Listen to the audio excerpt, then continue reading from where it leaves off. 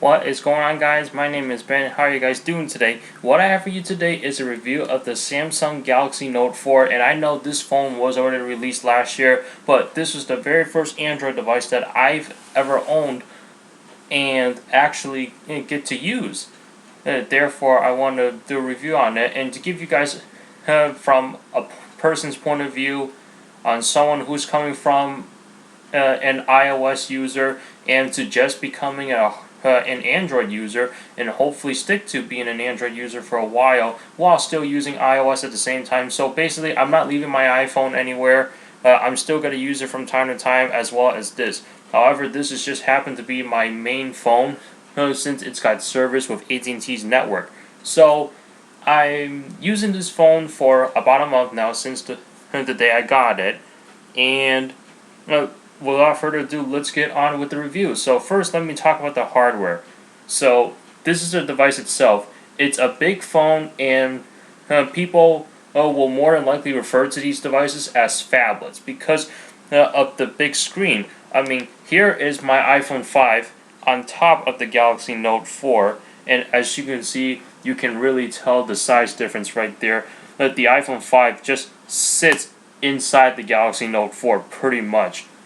Because the iPhone 5 features a 4-inch screen, while the Galaxy Note 4 features a 5.7-inch screen. Of course, Apple is caught up right now with the iPhone 6 and the 6 Plus, with the 6 being 4.7 and then the 6 Plus being 5.5 inches, but the Galaxy Note 4 is still a little bit bigger.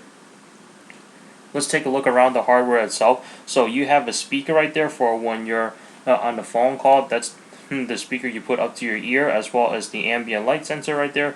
You have a front-facing camera, and you can't see it because it's not lit up right now. But over here is actually a notification light. So in case that you were to get a new email or a new text message, whatever, that corner of the device itself will blink. So for email notifications, it's going to blink blue, and then I believe for text messages, it's going to blink green because it did blink green when I received a Facebook message whenever I've privately messaged people.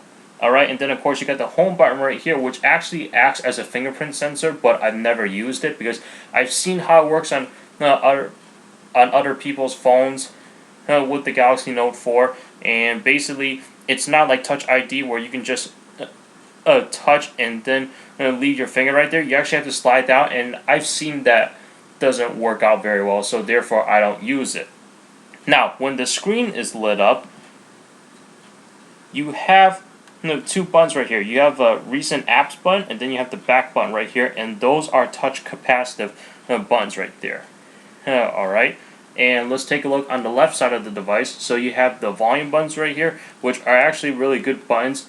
They're really sensitive, so you're able to push on those very easily. And then of course you have a micro USB port, and you have two microphones right here. You have an S Pen right here, or your stylus, and you have the sleep wake button as well as your power button, because you can use this button to fully power off your device. Then you have an IR blaster right here. You have another microphone, and then you have the headphone jack.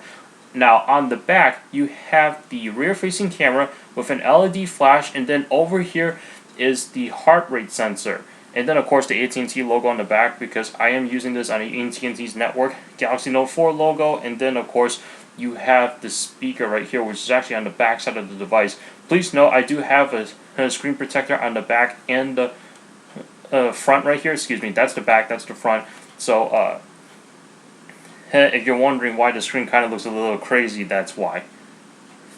Alright, so that's pretty much the hardware itself. Now let's talk about some of the specs. So first, let's start off with the screen. So I did mention it is a 5.7-inch display, but this is a Quad HD Super AMOLED display with a resolution of 2560 by 1440, and the screen is just amazing. Samsung did have some preloaded photos on this device right here, and as soon as I load those pictures up, I was amazed by the screen. I mean, it was nothing like I've seen before on a mobile device. The screen looks fantastic on the Galaxy Note 4, and for those of you guys that are really wondering about it, it's going to look awesome and I hope you guys love it as much as I do, because I still love it till this day.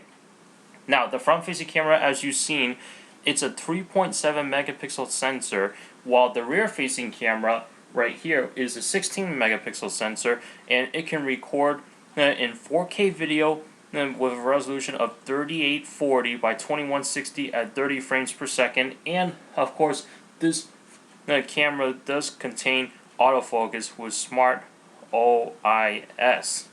Now let's talk about the storage right here, along with the memory and then the CPU. So this is only going to come in the 32 gigabyte configuration.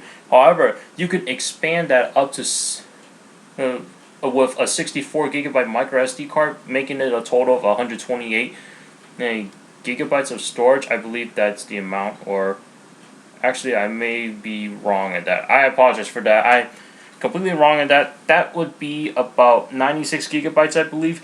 Basically, you stick another 64 gigabyte micro SD card in there, and basically you expand it from 32 gigabytes to whatever the amount is. And the micro SD card is actually located on the back of this device right here, because you do have a back panel. You just take your fingernail and stick it right here and pull it up, and then just kind of work around the sides. And then of course, reveal is your removable battery, which is nice, a micro SIM card, and then you have a micro SD card right there, which as you can see, I already have one installed. It was a micro SD card I had laying around that I bought a while ago. It's 8 gigabytes, which I will be upgrading the storage on that whenever I get to it, or whenever I'm able to find the best deals on a 64 gigabyte micro SD card. Hopefully I can find one for a cheaper deal, but that's very nice of Samsung that you're able to expand your storage. And this contains 3 gigabytes of RAM and with 2.7 gigahertz quad-core processor. Alright, now the micro SD card, you can stick a 64 gigabyte card in there, but they also stated in the specs an SDHC or SHD micro SD can go up to 128 gigabytes. I'm assuming that's if you have the on-the-go cable, the OTG cable that turns your micro USB port into an SD card slot, because there is an adapter like that. I actually have an OTG cable where you can actually turn your micro USB port on the Galaxy Note 4 to a USB port, so that way you can take thumb drives and then plug those in. Or if you use the Samsung Smart Switch app, download it from the Google Play Store, and then you're trying to transfer content from your previous phone, your iPhone, or whatever the case may be, and that's how you're able to do it. And you can actually plug up a mouse and a keyboard using an OTG cable. I believe that's what they mean by the SDHC or SHD micro SD card. I'm not 100% sure about that, but I do know that that little micro SD card slot you saw back there, you can put a 64 gig card in there. Not 100% sure about 128 gigs. This does contain Bluetooth 4.1, so you can connect Bluetooth headsets, your cars with Bluetooth technology, Bluetooth speakers. I've done it before and it works fine. The only issue I have with the Bluetooth is like sometimes it may not pick up a device automatically, and then a few minutes later it may not pick it up unless you go into the Bluetooth settings and then select the device. Now, as amazing these specs may sound, these specs don't mean anything if the call quality is not great when you're trying to communicate with somebody on the phone, because that's pretty much what a cell phone is for. Most of the time is for call quality. Even if you do text messaging, there are going to be cases where you may want to, or you may have to, make a phone call. All right, and so as far as call quality is concerned, call quality is great when you're using this speaker right here. Now, as far as speakerphone quality, there's a little bit of a concern because I have seen this on somebody's Galaxy Note 4 before, and I tried talking to them, and while they were using speakerphone, and there seems to be issues, but I've noticed this may seem like it on almost every device, mine included, because let's say I'm on a phone call, and if I'm using speakerphone. More than likely, I assume that it would be using these speakers right here because, I mean, most people, when they use speakerphone, they just have their phone like this, or maybe just set it down on the desk like that, and just talk into the phone. However, sometimes the other person's end might hear static, or may find that you're speaking very choppy. And I've read on the forums that when you're using speakerphone, you should be speaking into the top microphone. I have tested it with my model, and that seems to be the case, but with other people's devices, that might not be. So I'm still not 100% sure on what's going on with the speakerphone quality. All I know is that I'm not the only one, because I read on the forums people have the same problems, and then they started getting into Bluetooth issues, or whatnot. I don't know what the exact issue is, but speakerphone quality, if you do rely on speakerphone a lot, you might want to invest in maybe a Bluetooth headset, or just try not to use speakerphone and just hold the phone up to your ear. Alright, now Samsung has integrated this thing called quick charging, or adaptive fast charging, which is basically where it's supposed to charge your device, your battery, very quickly, without it taking a while, pretty much. And I do understand that, because this is a big phone, therefore, you would think that it's going to take a while to charge. Well, with the quick charging feature that Samsung has integrated into this device, or actually their devices these days, it's going to help a lot. And I've heard that previous devices in the past were using USB 3.0, but it was hard for you to find a charger that contained USB 3.0. That's why they changed that micro USB port back to USB 2.0, so that way it's easier for you to find quick charging chargers. So that's what I heard before, and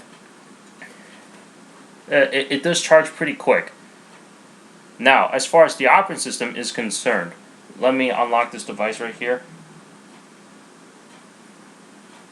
So right now I am running Android 5.1, I believe, Lollipop, but when I first got the device, it came pre-installed with Android 4.4 KitKat, and then all of a sudden it just automatically updated me to Lollipop. And I didn't touch anything, but I know where to find it right now, because I have to go into the settings and then look for the update feature itself.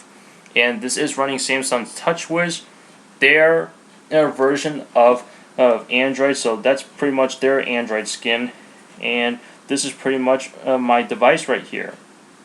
Now, Samsung has integrated some health features in here before. That's why they had the heart rate sensor in the back of the phone, and they do have a couple of apps right here, like S Health, if I can find it right here. There was something right here, yeah, S Health, and then you can basically have it track your heart rate, or whatever the case may be, which I'm not really interested in that, therefore I didn't play with those very often, and I actually never even touched it at all. But hey, for those of you guys that want to keep track of your heart rate, there's an app for you, and you have a heart rate sensor, so go ahead and take advantage of it. Now, the S Pen right here.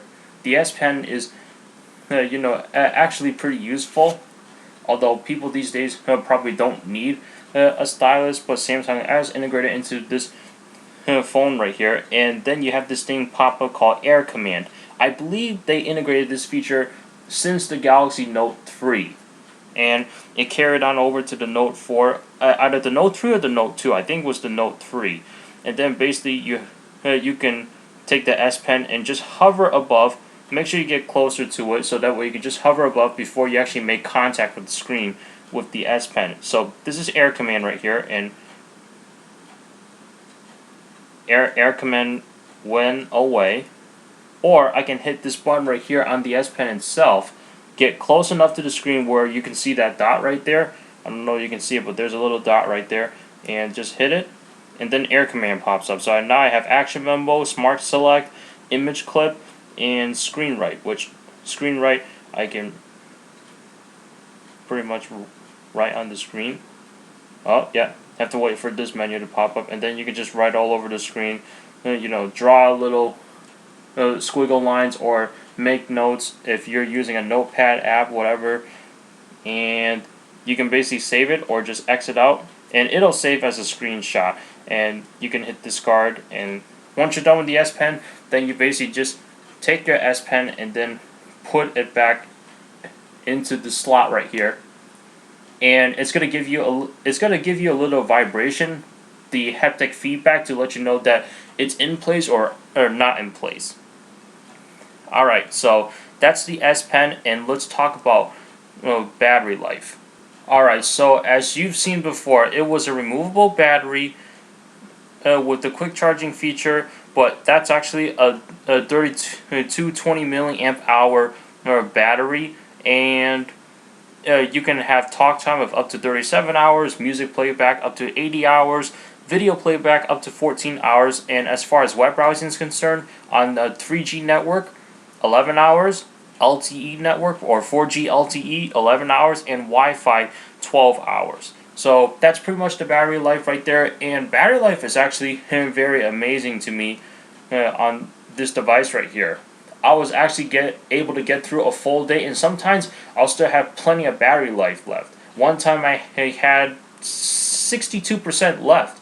That probably could be due to my lack of usage that day, but I did unplug my phone from the charger, I would say about 8 o'clock in the morning, and then having to put it back in the charger about 11:30 at night, and I'm very impressed. It's not like compared to my iPhone 5 before, where it had that atrocious battery life due to Apple's software update, whatever the case may be.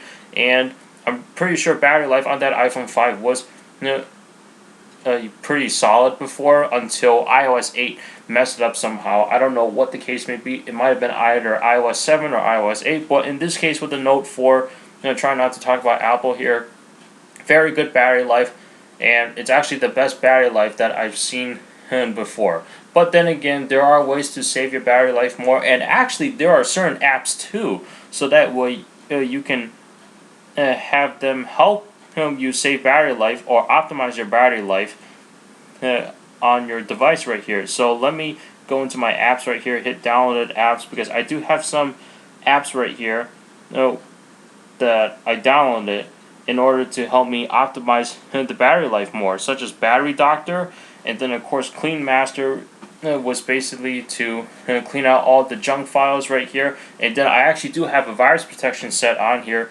by Lookout. So I do have two different virus protections set on this thing right here, Lookout and then Clean Master too, but I just never use on Clean Master. But I can even optimize my battery life right here with Battery Doctor.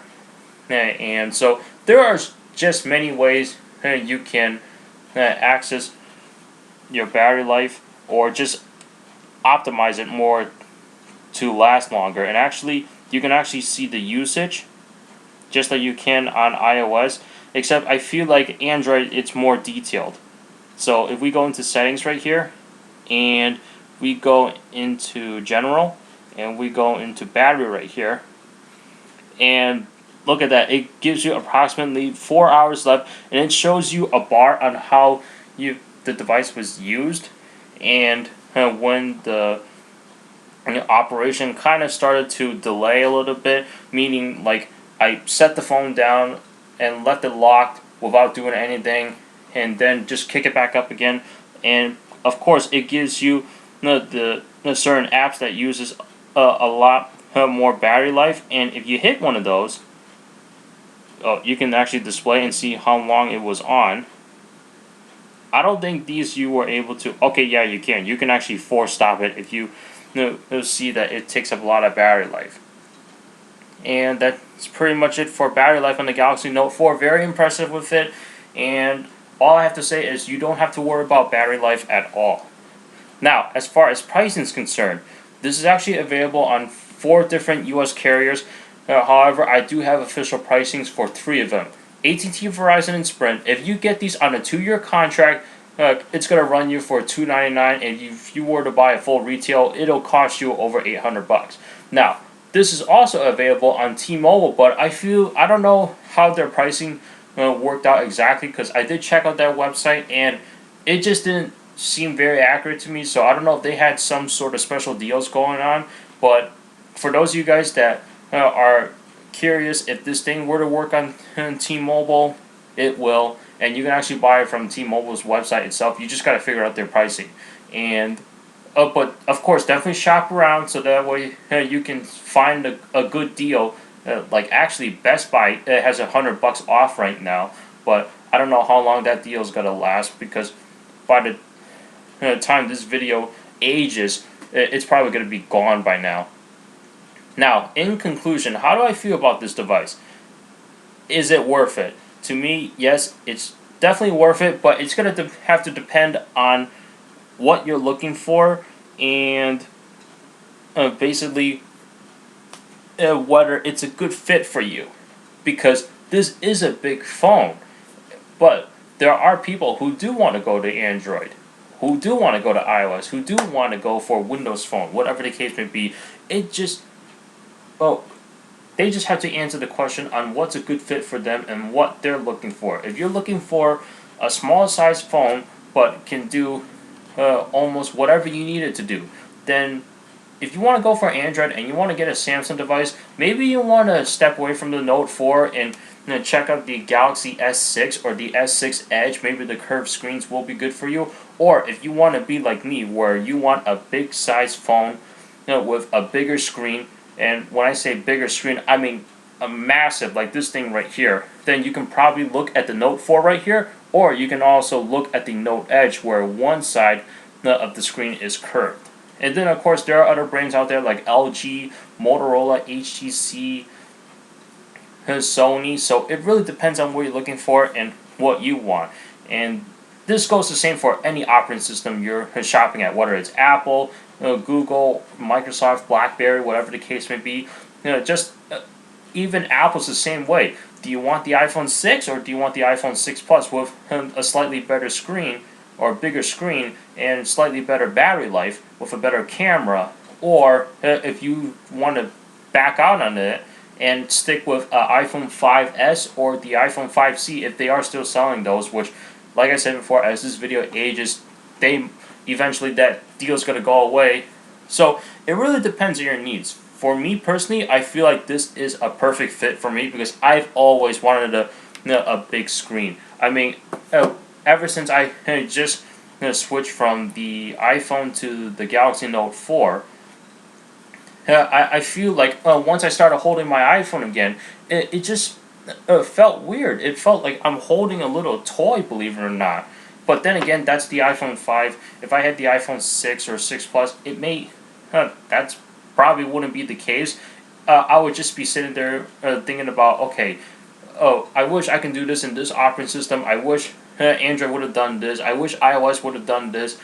So it really depends on your needs, like I said, and there are many variables and obstacles that are going to help you make the decision that's right for you. And I do like this phone, and I'm glad that I have it. The only thing that really bothers me, and this is pretty much on every manufacturer right there, is the rear-facing camera in terms of the design. It's protruding out of the casing right here. I've never understood why manufacturers did that. Maybe so there wouldn't be any flash issues, but for those of you guys that have been wondering why I've had this piece of foam right here this whole time, is just to protect the camera. Because I took the protective film off when I started rocking this phone with a case on it. And I just don't want the camera to get scratched up. And if I were to drop this thing on hard concrete, hopefully the screen would be safe. Well, hopefully everything would be safe, believe it or not. But I know for a fact that that camera is going to crack if I drop it on hard concrete or a hard surface in general. And there may be arguments about it uses this kind of glass, sapphire glass or Gorilla Glass, whatever the case may be, and that it's not going to crack. Well, no matter how strong the glass is, it can break no matter what. It's just like security. It can be breached. So pretty much I just try to be careful with my devices, and everyone else should be doing that as well. So that's it, guys. Thanks so much for watching. Please subscribe, rate, comment. If you guys like this video, definitely give it a like. I really appreciate it. And then of course check the description below for my social media links. And hopefully I helped you guys make a choice on which phone to get. And you may be wanted to ask me if you should get the Galaxy Note 4 right now. If this is the phone that you want, I suggest that you wait, because possible chances are is that the Galaxy Note 5 will be coming out, and hopefully it'll have improved on some of the things that I felt this Note 4 was kind of lacking on, such as like speakerphone issues, and then uh, everything else. But there's like tons of stuff out there that are wrong with it, but it's just how you experience it and how you see it as a big deal. Speakerphone quality is definitely a big deal to me, because I know a lot of people like speakerphone. So that's pretty much like the major gripe I have about this thing, and I don't know how that was designed. With these three microphones, and then you have to rely on the top one in order to have a good speakerphone quality. But maybe you might not have that issue. Maybe the Note Edge doesn't do that. But I would definitely say wait for the Note 5 to come out later this year, and hopefully you'll get the same experience like I have on the Note 4, but even better with new hardware, new features, and pretty much additional features from the Note 4. Anyway, guys, I rambled long enough. Thank you so much for watching. I'll see you in the next one. Take care.